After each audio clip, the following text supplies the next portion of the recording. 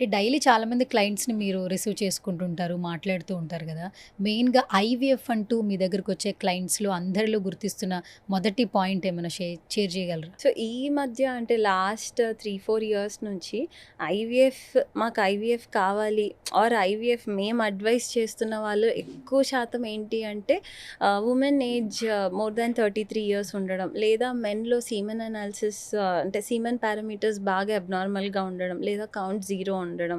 వీళ్ళు ఎక్కువైపోతున్నారు. అదే చెప్పాను గదా! ఇంతకుముందు మేల్ ఫర్టిలిటీ అంత ఉండేది కాదు. బట్ ఇప్పుడు పెరిగింది. దానివల్ల గూడా ఐవీఎఫ్ కేసెస్ రేట్ అనేది ఎక్కువైపోయింది. ఓకే. సో, ఇప్పుడు ఏంటంటే ఐవీఎఫ్‌కొచ్చిన మెన్ కావచ్చు, వుమెన్ కావచ్చు. అంటే వాళ్ళ డైలీ లైఫ్ స్టైల్ కావచ్చు, వాళ్ళు తినే ఫుడ్ కూడా కొంత ఎఫెక్ట్ చూపిస్తుంది అని చెప్పొచ్చంటారా? ఖచ్చితంగా. హ్మ్. ఇప్పుడు రోజు జంక్ ఫుడ్ అంటే బయట మామూలు జంక్ తీసుకొని కలర్డ్ ఫుడ్స్ తీసుకోవడం, లేదు అంటే ఇర్రెగ్యులర్ ఫుడ్ హ్యాబిట్స్ ఉండడం, ఉపవాసాలని అసలు సోమవారాలని అంటే హ్మ్. తినరు సరిగ్గా, అసలు హ్మ్. డైటే సరిగ్గా ఉండదు. హ్మ్. మాట్లాడితే లా లాస్ట్ టైం చెప్పినట్టు 10 మందిలో ఎక్కడో ఒకళ్ళో ఇద్దరిలో ప్రాపర్ డైట్ ఉంటుంది. హ్మ్. మిగిలిన అందరిలో అసలు డైట్ చాలా ఇంపార్టెంట్ రోల్ ప్లే చేస్తది ఈ ట్రీట్మెంట్‌లో.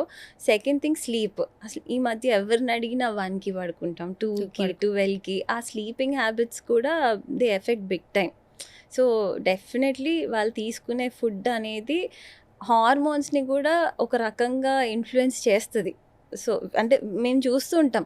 ఇప్పుడు నేను ఇంజెక్షన్స్ ఇస్తాను హ్మ్. ఐవీఎఫ్‌కి. నాకు రెస్పాన్స్ బాగా రావాలంటే వాళ్ళు ఆ నెల హెల్తీ ఫుడ్ తీసుకోగానే నాకు రెస్పాన్స్ సరిగ్గా రాదు. హ్మ్. 3 నెలల పాటు ప్రాపర్‌గా తీసుకుంటేనే నాకు ప్రాపర్ రెస్పాన్స్ అనేది వస్తుందనమాట ట్రీట్మెంట్‌కి. సో, హ్మ్. Diet is a constant thing in this treatment. Okay.